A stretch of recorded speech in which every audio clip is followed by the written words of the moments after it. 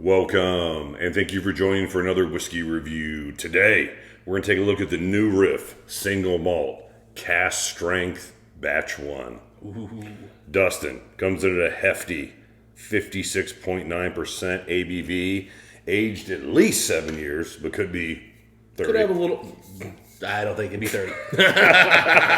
What else can you tell about us, my friend? So, New Riff is starting this single malt series. Obviously, they've been aging it for at least 7 years, so they're well on their way for this one. What they're claiming, Mike, is they have 7 distinct single malt blends, if you will. So, they have 6. I think I said 7. 6 distinct single malts, including peated style. This one uses 5 of those. I'm not going to shock you here, Mike, but I don't think they use the peated one in this. All right. And then they're telling us they're using a multitude of oak types. But I can tell you, 7 years old, that color, there's mostly virgin oak in here, is my guess. We'll get to that, Dustin. That looks virgin oak to me. So that's what I know, Mike. They're going to keep putting out these releases. Each one will be a new vatting. I am very excited because I have heard New Riff has some exceptionally good peated malt sitting in their cellar. So I'm excited to see that. But this one, I don't believe is going to be that. We're always a fan of New Riff. One other thing to mention, this is not chill filtered. And it's not colored. I mean, bourbon never is. Or I've never. Bourbon can't be. If it's an American single malt, I guess in theory you could. But I can't imagine they even own the coloring to put in it. Right. I just throwing that out there just to give you guys all the pieces of the puzzle. But basically everything we want to see in it generally, in a whiskey in general, which is cask strength, unchill filtered, big ABV. Yeah. Distillery we like. Absolutely. Best thing you could have done with the parking lot in front of the party source. Yeah. New Riff. Who needs parking when you can make more whiskey? Absolutely no one. I'll walk. I can Uber. 2023. This is the fall 2023 release, but again, batch 1 is the batch. This is the first batch they've done. Yeah, this is just hit the distillery on Tuesday, I believe. All right. Tuesday or Wednesday. I tell you what, Dustin. You still get kind of that New Riff minty softness, but man, that harsh single malt grain is there, though, where you know you're drinking a good whiskey. Well, I mean, the intensity here. I mean, you don't get a lot of cask strength New Riff unless you buy their single barrel stuff. This isn't a single barrel, it's a vat, and man, it is really nice getting that extra intensity.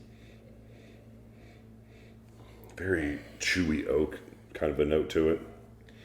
Very approachable if you're a bourbon drinker wanting to come into a single malt. I mean, it's very sweet, yeah. It's very classic kind of bourbon notes with it's a nice twist, but it's not going too far from your classic bourbon notes. New Riff kind of always softens things up to a bit degree. You know what I mean? I don't care if it's cask maturation or a single malt or just cask strength in general. It's always, to me, a very soft, approachable spirit. Yeah.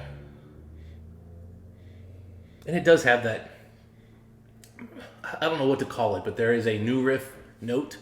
Soft mint?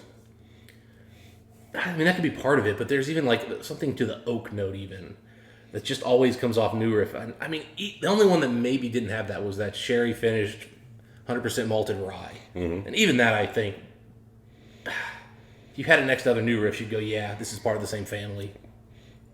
Yeah, because the cool mint you kind of always get with all the New Riffs, in my opinion, it does come off like as a rye aspect to whiskey. Yeah, and they don't tell us if this is like 100% malted barley or if maybe they're putting in some rye or malted rye in with the malted barley. Could be. Because I think the rule to be single malt really is just 51% malt here in the States, or there might even not be a rule. I think it might just be one of those things you can just say it's single malt. Yeah, we should probably look that up. I really don't think there's a law yet, and I do want to know from New Riff. They have, so most of their whiskey's made off of their big giant column still. But they do have a pot still that I can't imagine is big enough for a large run like this, but who knows, maybe they did pot still it. All right, so getting back to this one, Dustin. Sweet. It is sweet, but it does have a good earthy, grainy backbone to it where, it has some heft, it's a substantial malt. Yeah, that cereal grain note for sure. Light lemon is coming through to me on this. Yeah, I can see that. Along with that sweetness. I'm getting some like rich, dark sweetness. I don't know if it's oak. I don't know if it's almost like a sweet cinnamon, actually. You could convince me glazed apple or caramel apple or something like that. Caramel apple and cinnamon. Yeah, there you go. Not super heavy on the apple, though. No. Maybe it's not even an apple. Maybe it's another fruit that's indistinct. Pear. You know my point, though. It's not something. You definitely give me. I will say this: this is not a fruity nose at all. Like, there are some notes, but this is mostly cereal grain, earth, richness, heavy charred oak notes are coming through. I would say more medium char, but first as single malts go, at least. I guess. I suppose you're correct in that assessment. A little bit of, man, I don't know why I'm picking up candy corn today. But the sweetness is almost kind of going into sweet corn, candy corn. You know, I'm not against your note there. I mean, because it's a little. You know, when the first time I even had this, and mind you, at that point my nose was really struggling. But I thought to myself, this is kind of a waxy American malt, which I've never said waxy and American on a malt before. But I think New Riff is really starting to get into kind of like a waxiness to it. Yeah, almost clayish. I can see that too. Yeah. You know, as we kind of talk, I mean, there's just like interesting earthy notes. And if you guys know much about what New Riff does, they love to find these different artisanal malts and rye and corns and, you know, wheats and whatever else. So this could be, you know, some really interesting, like dry, artisanal, barleys they're using here. So it may not be that there's rye, but they may have found a barley that has a bit of a spiciness like a rye does. So wouldn't put it past New Riff. These guys have been kind of masters of going out and just looking for any and everything they can throw in. I know there's a few Texas distilleries doing that too. They're doing a good job. Sweet candy, caramel, meets peanut shell.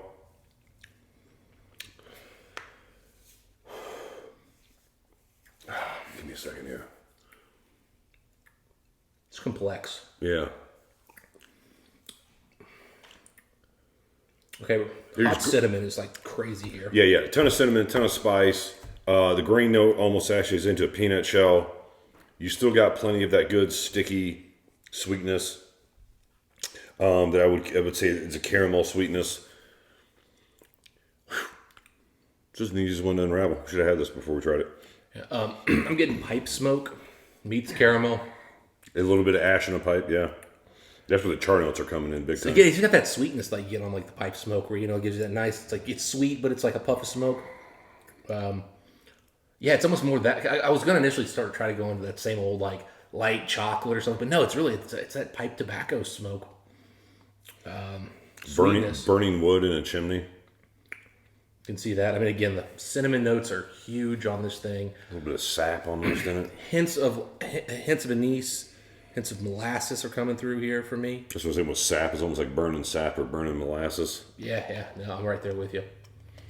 Maybe even like some treacle or something like that, where you're just getting like some of those like saps and oils. It's almost getting dusty now too. It is. Again, it also like initially when I was going through it, if you told, I would be a little shocked if there's not a little bit of sherry cask influence in here. Probably some virgin oak. I bet you there's some refilled barrels. Predominantly, I think this is virgin oak, though. There is something that's so dry and so... It's very dry. I think that's one of those barleys. If you've had some of New Riff's bourbons where they've gone with these artisanal things, I've noticed these artisanal corns and other things are very, very drying sometimes. Like the standard corn that, your Buffalo Trace and your Wild Turkey uses is a very sweet corn. When you start getting into these, specialty things, they tend to get more earthy and drier. I bet you that's where it's coming from, because this is very dry, you're right. It's like an IPA corn.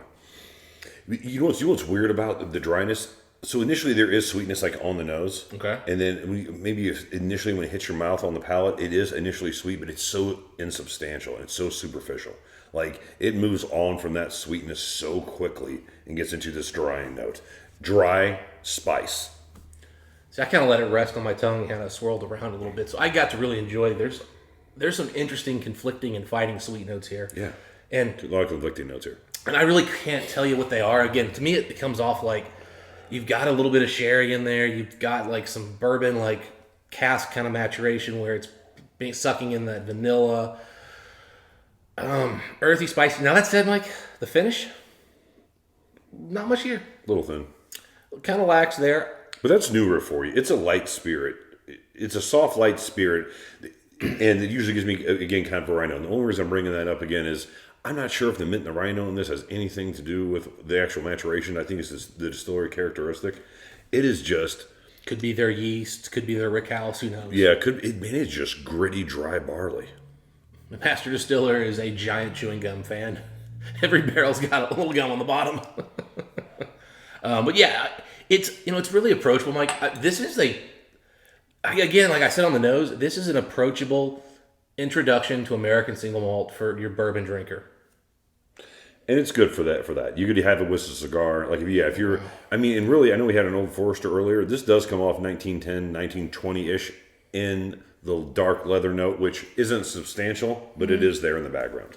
Yeah, now that I've added water, it's actually reminding me a little bit of a Balcones number one. Their single malt, because it's really brought out more of that cinnamon. It's amazing how much sweeter it smells on the nose, man. When you hit your palate, it's just scorched earth. Let's see what happens. I haven't tasted this added water. The dryness is almost... I was in Houston not long ago, and it was like 115 degrees. Oof. And the dryness in this whiskey tastes like that airfield. Field. So I was scared of this. So I had this when I first got it. Like I said, I wasn't tasting it or smelling very well that day. Adding water brings out a really nice apple note. It's a very citrus, almost apple juice-like note up front, which I really like. And then, son of a bitch, this thing hits with a spice kick that I don't know where it came from. But it's like it pulled out all the nice lightness and brought it up front, and then took everything aggressive about this whiskey and left it for the back end. I do not like this with water. I don't hate it with water, but I think it's better without. I also got to give it credit, Mike. The mouthfeel on this thing before you added water was really viscous, really rich. Actually, I really like drinking the drinking act because of that viscosity. This is probably the most viscous whiskey they've put out. Man, I tell you what, yeah, it does have a good mouthfeel. It's weird because it's almost like you put in caramel covered popcorn with peanuts, and the peanuts kind of dried that out a little bit. Okay, with just a twinge of caramel on top for I'm me. not getting the peanut nearly as much. I get hints of said peanut. that a couple times. I get hints of where you're saying maybe like the peanut shell. Yeah, peanut shell. But I don't get even like the oil of the peanut. Like I just get kind of that like it's dried out, man. Obnoxious shell kind of like note, which I don't really like. It is so dry. But I'm not getting like anything to think peanut so much here. But so dry and dusty.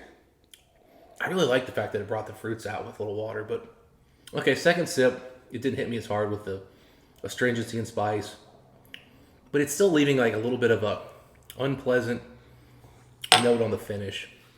Much prefer this without the water. All right, Dustin, whiskey score time. Let me go first. All right. This has some fun things I like about it, but it has some aggressive things going in sort of a different way. And for me, I know we're talking about spice in one of our last reviews. This spice kind of does go a little bit too far for me. So I'm an 86 out of 100 on this one.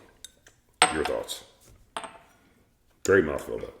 Without water, I would give this an 87.5 because I'm giving it a full point on the mouthfeel without water because I love the mouthfeel. It's good. But I'm going to give it an 86 as well because it does not take water well because despite the fact that it did bring out that really nice little hint of apple, brought out a little more fruitiness, made it much more enjoyable up front. It really made the spiciness unpleasant. I'm usually not a big cinnamon guy, but I have found with American malts, I do kind of like the American single malts with a heavy cinnamon note. But they're never going to score past an 87 for me.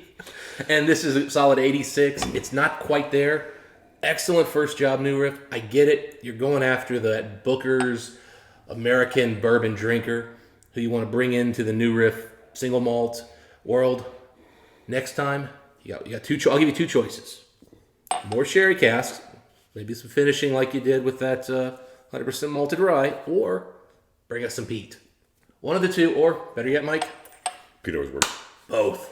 Yeah, peat and cherry always works. Yeah, I think they got a great base here. I'm excited to find out what the missing of the 6 is.